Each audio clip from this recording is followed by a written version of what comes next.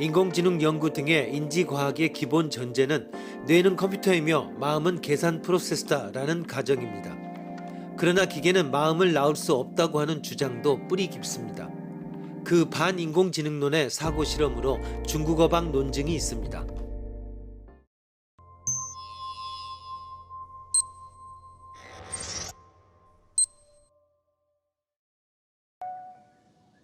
방 안에 영어밖에 읽을 수 없는 A씨를 감금해둔다. 방 안에는 필담 도구와 중국어 질문용 문장과 그 회답용 문장의 모든 패턴이 완벽하게 쓰여진 대응표가 있다. 방 밖에서부터 중국인이 어떤 질문을 쓴 중국어 편지를 이 방에 넣었다. A씨는 대응표와 질문의 문장을 보고 비교해 대응하는 회답용 문장을 편지로 써 방 밖으로 내보냈다. 이렇게 해서 A씨는 한자를 읽지 못하고 문장의 의미를 한 개도 이해 의식하고 있지 않아도 밖에 중국인과 완벽한 대화를 할 수 있을 것이다. 정교하게 회화를 구사할 수 있는 컴퓨터도 A씨와 같이 다만 계산 프로그램에 따르고 있는 한 굳이 이해하고 있다고 말할 수 있을 리 없다. 의식을 가진 것 같은 대답이 생긴다고 해도 계산 기계가 정말로 의식을 갖추고 있는 증거는 되지 않는다. 이런 방식이 존 설에 의한 인공지능 비판이다. 컴퓨터 인공지능은 뇌 그 자체를 실현한 것이 아니고 뇌의 시뮬레이션에 지나지 않는다고 하는 것이다. 이 논법을 비판해 보시오.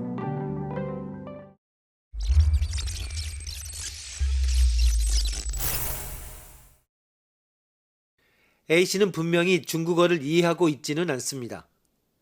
문장의 의미를 의식하고 있지도 않습니다. 그러나 그렇다고 해서 중국어방 전체에 중국어의 의미의 이해나 의식이 없는 것은 아닙니다. 우리의 뇌의 한 부위만 택해서 보면 거기에 의식은 없을 것이지만 뇌 전체에는 확실히 의식이 머물고 있습니다.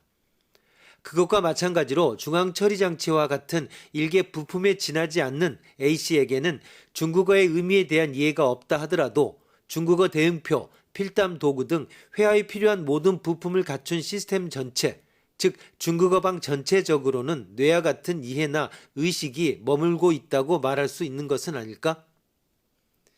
이에 대한 제 반론이 있습니다. 대응표를 모두 암기하는 등의 방법으로 방해 시스템 모든 것을 A씨의 머릿속에 넣을 수 있지만 그 경우도 여전히 기계적 변환 규칙의 그룹이 A씨 안에 존재하는 것일 뿐이어서 중국어를 이해하는 것은 아닙니다. 그러나 이 제 반론은 불충분한 것 같습니다. 시스템 전체를 이해한 A씨는 만약 순조로운 회화를 할 수 있다면 맹렬한 속도로 문장의 조합을 머릿속에서 행하고 있어 그러한 빠른 스피드의 연산 처리가 이루어지는 장소에는 어떠한 고차원적인 현상이 새롭게 생기고 있을 가능성이 높습니다.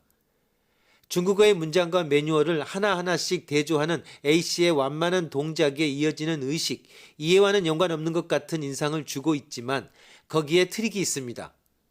통상의 회화를 위해서는 비록 기계적이든 두뇌적이든 입력과 출력의 조합을 터무니없을 정도로 고속도로 실행하지 않으면 안 됩니다. 그 속도에는 필연적으로 의식이 수반되지 않을 수 없을지도 모릅니다. 이렇게 해서 A씨의 처리 속도가 외계의 페이스와 잘 맞는 정도의 것이라면 제 반론은 무효가 됩니다.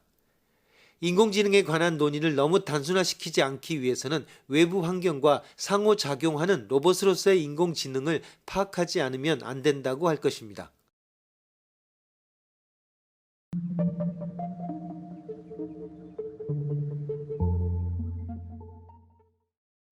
중국어방 논증은 인간의 지능을 대신할 수 있는 인공지능이 가능하다고 믿은 앨런 튜링이 제안한 튜링 테스트의 사고 실험입니다.